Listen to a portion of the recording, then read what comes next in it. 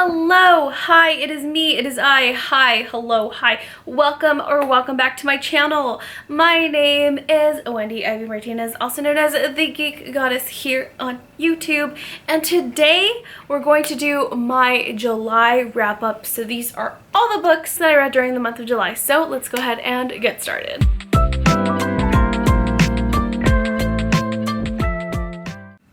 Okay, so per usual, I'm going to start off from my lowest rating all the way up into my highest rating for July. In July, I read a total of 6 books, so which seems to be like my average, I guess. 6 to 8 books seem to be my average. 2 were rereads. 2 of these books were books that I'm reading again because I just like them that much. And then other than that, they're all new reads. So let's go ahead and get started. And there was no 1 or 2 stars, which is great. So let's just go ahead and jump into my 2 3-star reads. So for my first 3-star read, we have For the Fans, and this is a book that I'm going to put a part of a reading vlog where I read YouTubers' favorite standalones for the first time to see, or YouTubers' favorite standalones. And this one was a book that Larry reads, who is a booktuber. She really enjoys this book, and so I decided to give it a go. The reason, so first and foremost, the story of this one is we basically have 2 stepbrothers. We have Avi and we have Kyron. And they become stepbrothers in high school, and they absolutely despise each other, and they end up going to college and end up going to the same college. And basically their family has a lot of money, so their father, or Avi's stepfather I guess, now has a lot of money to be paying for their son's schools. And eventually he ends up losing all his money, so they can no longer fund them going to this college that they're going to. So Avi and Kyron have to find another way to make income. Now Avi is friends with a girl named Frankie who ends up doing OnlyFans, and that's how she makes a lot of money for her tuition and all the other little things that she wants to do. So she decides to get Avi in on it, and Avi starts making videos for OnlyFans, and he starts becoming very popular. In one of these videos, he ends up doing a collab with Frankie, which is basically like a threesome sort of situation, and he ends up getting his stepbrother, who despises him, involved. And he's like, hey, you don't have to touch me, nothing's gonna happen, you can just touch her, and we'll split the income 3 ways. And they end up making a few $1,000s from it each. And so Kyron decides, oh, okay, fine, whatever, I'll do it. And then people seem to like Avi and Kyron's connection, so people start asking for more of Avi and Kyron. And so Avi decides to tell his stepbrother, like, hey, I'm making bank from this, would you like to be a part of it? Of course, just business only. And thus sets off their relationship, their money situation, and all kinds of other additional things, because Kyron is straight, right? So this sets off a path of exploring and him questioning his sexuality, his relationship with the fact that it's his stepbrother, and the storyline was very interesting, okay? The reason why I rated it 3 out of 5 stars was because this book is thick, okay? This is a thick beat. This book is like almost 600 pages, and I am a type of person that I love smut. However, when there is too much smut that it's like the plot kind of like takes a back seat, that's when I start to not like it as much, and that's what I feel like we got with this story. I love the story, I love the characters, I love the trials and tribulations that these 2 characters went through. However, there was just so much smut that I feel like if they cut some of those scenes out, this book could have been beautifully wrapped up in like 300, 400 pages or less versus these 600 pages. It did not need to be that long. It also ended up getting me into a reading slump, which is why I also kind of knocked it down a little bit, because it would have been like a 3.5 to 4 star, but the fact that it also sent me through a setback with my reading, I knocked it down a notch because of that as well. Now, the next 3-star read is I Found Puppets Living in My Apartment Walls by Ben Farthing. This is a book that I read for the tarot readathon that Deja from Deja's Book World had last month, and this book is really fast, okay? It's really short. I read it in like a day or two, and this one basically is about our main character, and he ends up getting his grandfather's house. His grandfather goes missing, but after like a year or so, they end up declaring him dead, and he starts moving into his townhouse. And it's only to like get his stuff out so that they could resell it. However, in this townhouse, they used to film this puppet show, right, called Our City Street, which is basically like, let's face it, it's like Sesame Street, okay?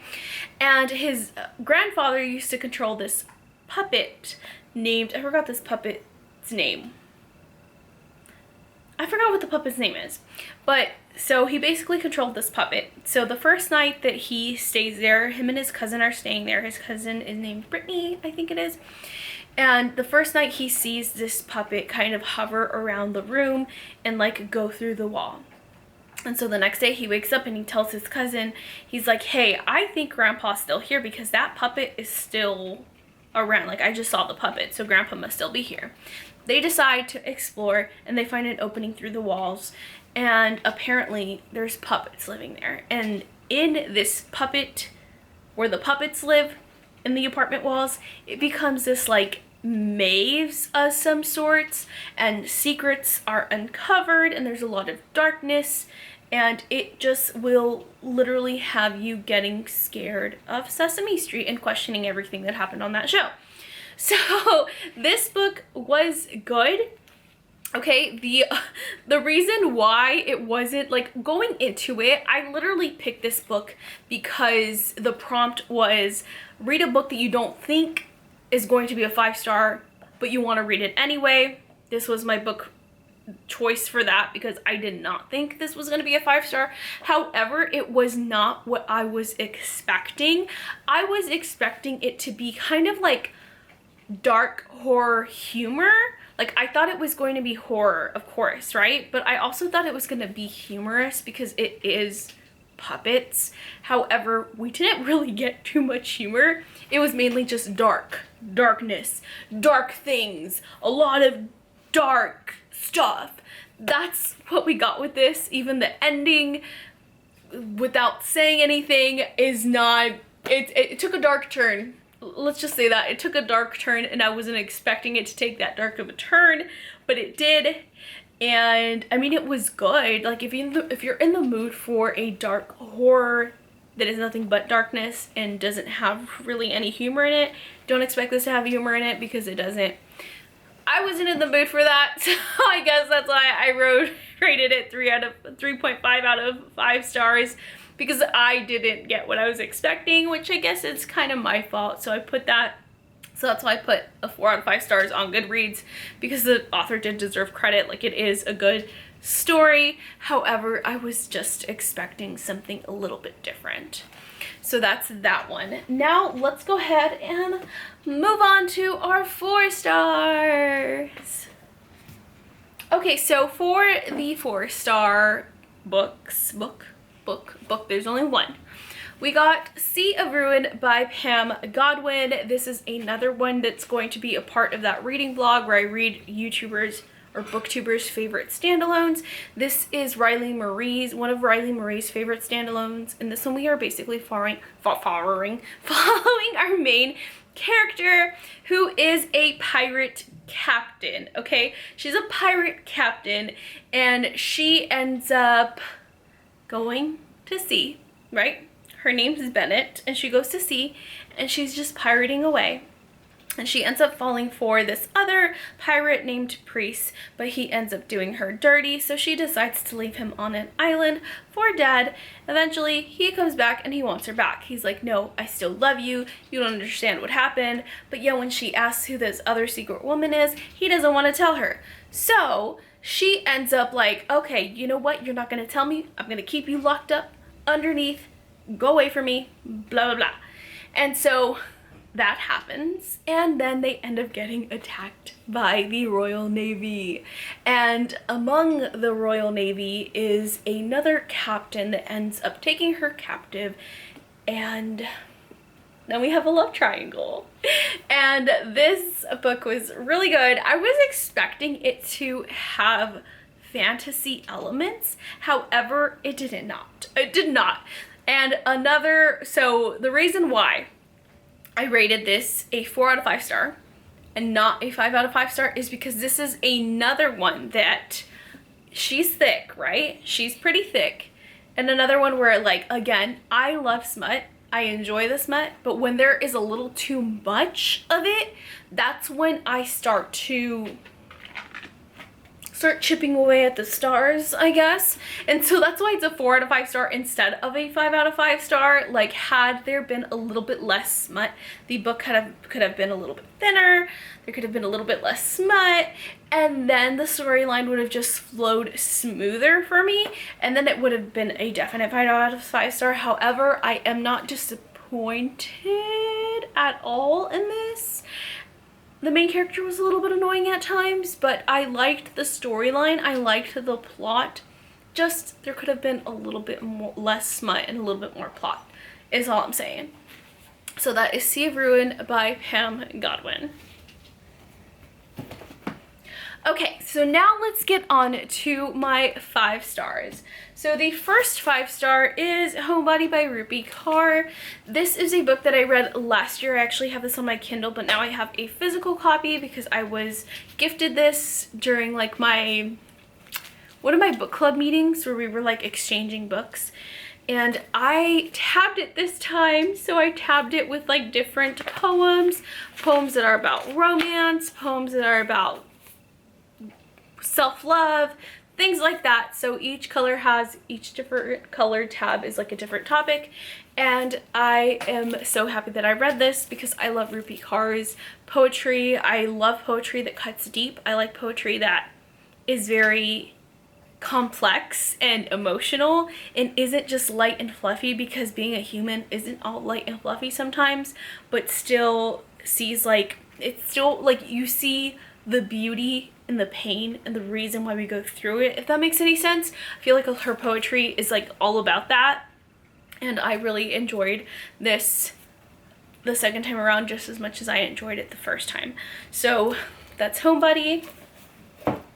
Next, my other reread is Heir of Fire by Sarah J. Maas. This is book 3 in the Throne of Glass series.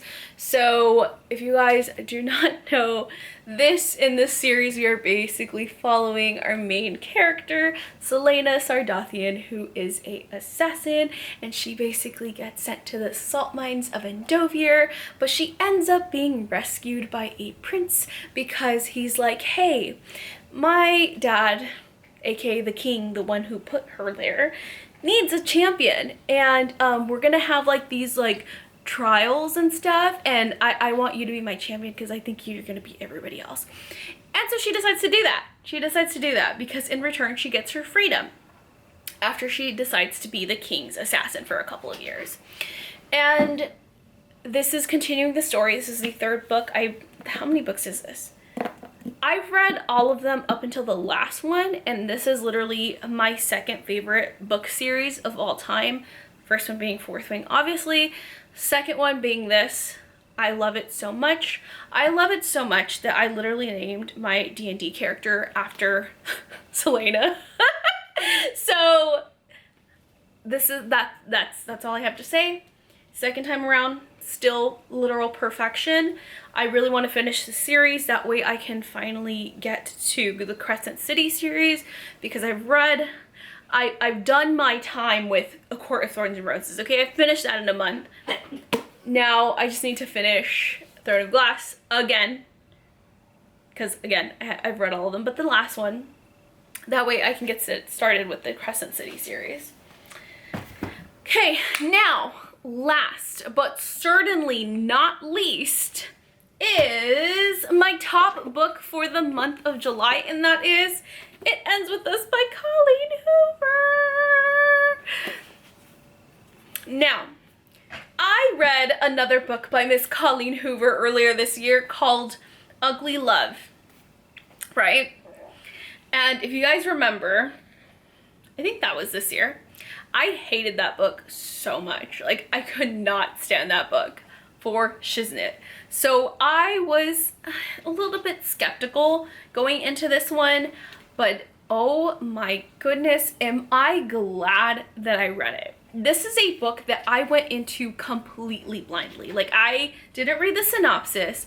I had no idea what it was about. My niece was literally like, please, I know you didn't like Ugly Love, but just give It Ends With Us a shot. And since, you know, the movie's about to come out, I was like, you know what? Why not? Let's just give it a chance.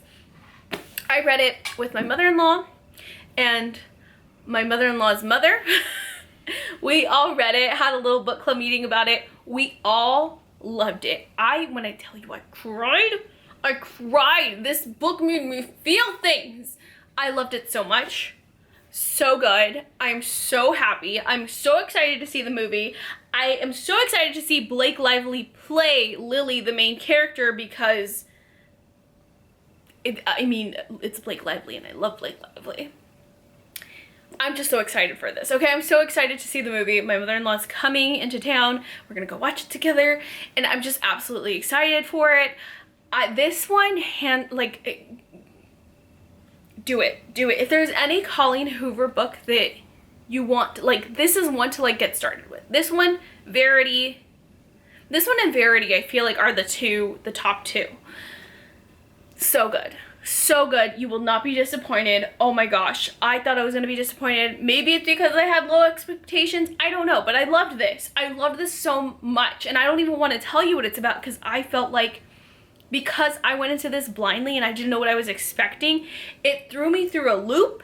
Same thing with my mother-in-law. It threw her through a loop because she didn't read the synopsis at all either. She didn't know what it was about. She just started reading it. And so it took us all through this, like, loop, okay?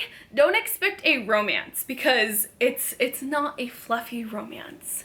And that's what makes it so darn good.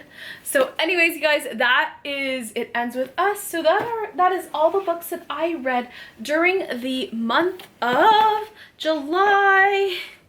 Let me know down in the comments what books you guys read or what was your favorite read in July. Yeah, let me know. Thank you guys so much for watching. If you made it all the way to the end, put a flower for It Ends With Us. And yes, if you haven't yet, please hit that subscribe button, turn on that notification bell to be notified when I post, and give me a thumbs up because it really helps out the channel. Thank you guys so much for watching, and I will see you in the next video. Bye!